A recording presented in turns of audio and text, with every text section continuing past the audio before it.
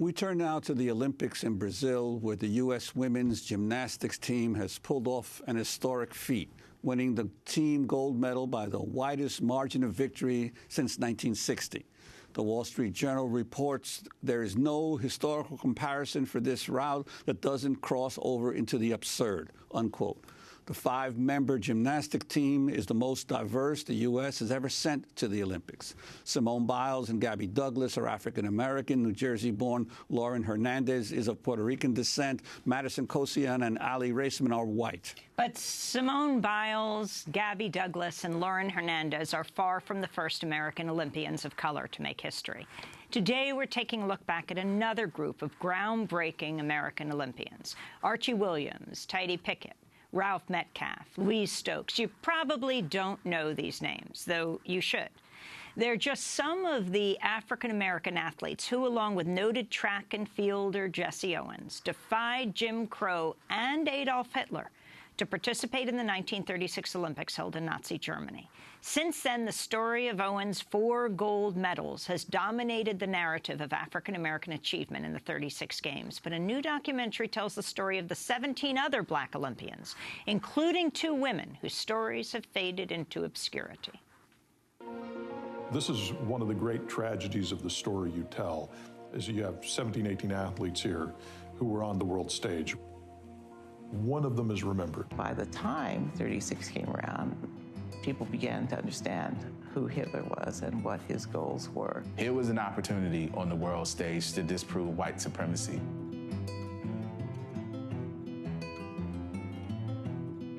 I love my gold medal, but it's not, in history, it's not as important as their gold medals. For me, there's just something so special about what they did and who they did it in front of. These are athletes who did something really important at a seminal point in human history. Not African-American history, not American history, in human history. They did something incredibly important. Simply being on the medal stand in 1936 sent a message. From that struggle for legitimacy became the foundation of the struggle for access, which became integrated into nonviolent direct action and primed the pump for Dr. King. They have stories that have not only drama and drive and power and force, but they're stories that can focus us again on something truly important about the human spirit and about the human race and what it takes to be truly human and not inhuman. That's from the trailer of Olympic Pride, American Prejudice, which just opened in Los Angeles and New York. Set in racially divided 1930s America, the documentary examines a conflict within Black America over whether or not the athletes should boycott the 36 Olympics and how their presence on the world stage in Hitler's Germany impacted the modern civil rights movement. For more, we're joined by Deborah Draper, writer and director of Olympic Pride, American Prejudice. She's joining us from Atlanta. Welcome to Democracy Now! Talk about why you chose to make this film. Well, I thought their stories were really important. When we look at African-American history, there's so many stories that can help us understand our struggle for equality. And this one it stood out in my mind. You have 18 athletes on the world stage. The fact that they were there in 1936 when America did not consider African Americans anything other than second-class citizen in itself was a big historic moment. And the fact that they were there and they won hearts and they won medals on the world stage in front of Adolf Hitler makes them the only set of African-American athletes in the history to face and overcome both Jim Crow racism and Aryan supremacy racism. So that stuck with me, and I thought it would be important to tell their story because this is a story of struggle, it's a story of bias, it's a story of trials, but it's also a story of triumph.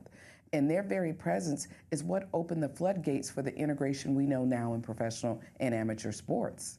But Deborah Draper, as you point out in the film, there was enormous debate and controversy at the time over their participation because there were Jewish groups in the United States as well as the NAACP and other civil rights organizations that were urging the black athletes not to participate in the games, but yet newspapers like the Chicago Defender and the Pittsburgh Courier, African-American newspapers, were urging them to participate. Could you talk about that?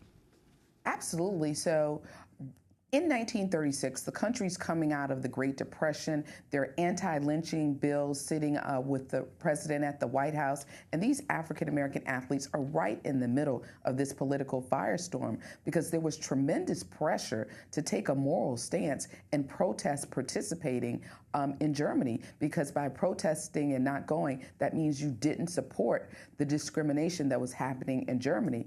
But on the flip side, there was this real push to say, if we're there, if we're part of this American team, it demonstrates that we're American, that we're patriotic, but it also demonstrates, if we win, that we're not inferior, that we are capable and quite ready to be a part of America and fully a part of America. So let's go that to was the this split. debate. And let's go to it within your film about whether or not the athletes should boycott the games, like athletes Ralph Metcalf, David Albertin, Jesse Owens, and others, writing to Avery Brundage, president of the American Olympic Committee, expressing their support of participating. Their letter was met with concern from leaders in the community. This is another clip from your film. Walter White, the president of the NAACP, replies in a letter, "I realize how great a sacrifice it will be for you to give up the trip to Europe and to forego the acclaim your athletic prowess will unquestionably bring you. But participation would, I firmly believe, do irreparable harm. The moral issue involved is far greater than immediate benefit." Deborah Riley Draper, your response.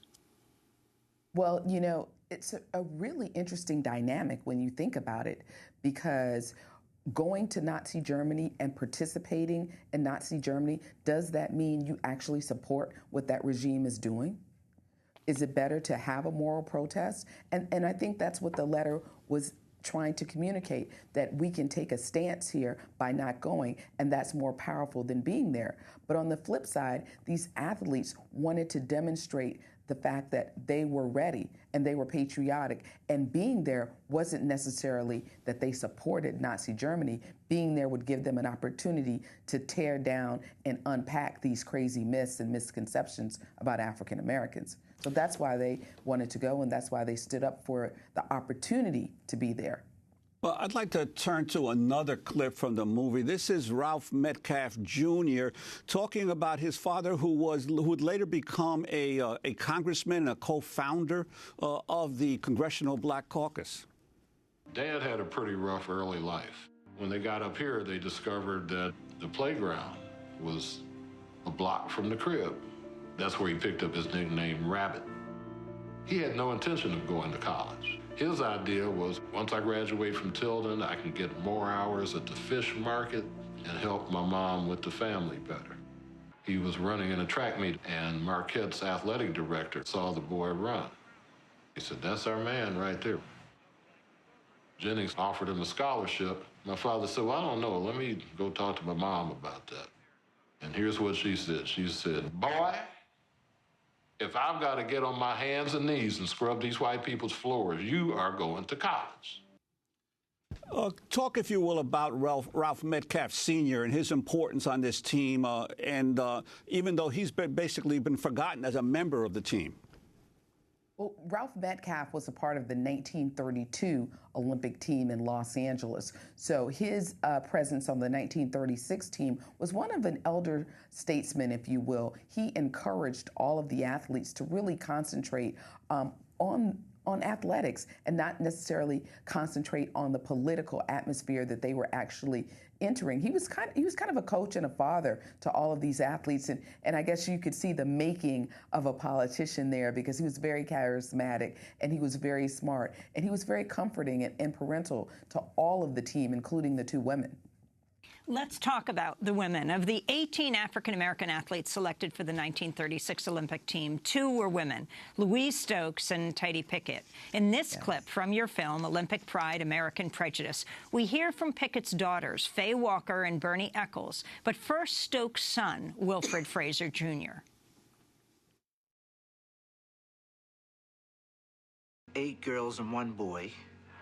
My mother started taking up athletics, running, basketball, anything to do with sports. After school, she started racing the boys on the railroad track. They would pick on her, tell them she wasn't fast. And what she would do in the morning before school is run the railroad ties, every single tie. So that's how she developed her quickness. And then she became quite good at it. And after a while, she started beating the boys, and, after that, they started leaving her alone.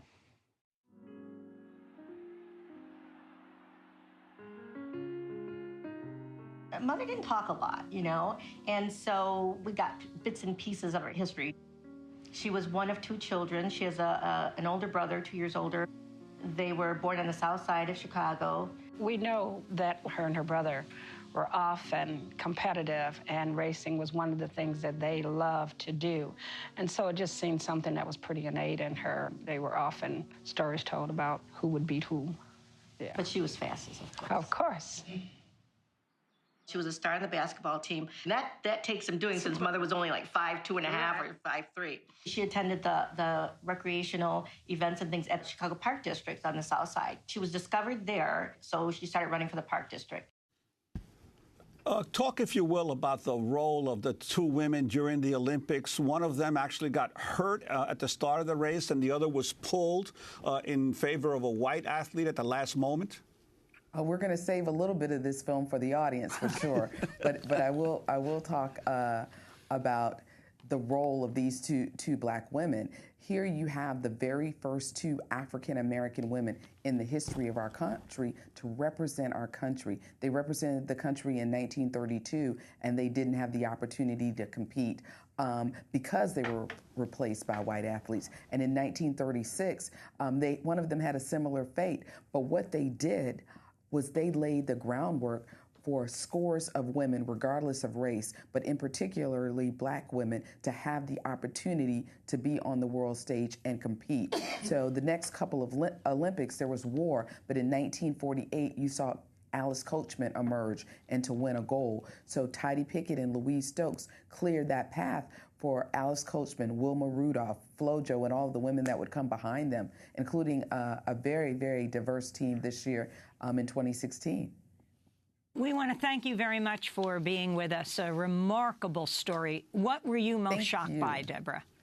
Oh my gosh, I was most shocked by the fact that Tidie and Louise actually existed. I had no idea that the 17 existed, but I really didn't know 2 of them were women, and I didn't know that one of them was Jackie Robinson's older brother, Mac Robinson. I think those were the most shocking things for me to discover, in addition to the fact that, as I said before, there were 17 others. My whole life I thought there was just Jesse Owens. So I was proud to really bring the story of all 18 for the world to see, and I hope people see it in New York and LA, or they check it out on Amazon for pre-order. Well, Deborah, thank you so much for being with us. Deborah Riley Draper, writer and director of Olympic Pride, American Prejudice, the documentary that explores the experiences of the 18 African-American athletes who participated in the 1936 Nazi Olympics in Berlin, Germany.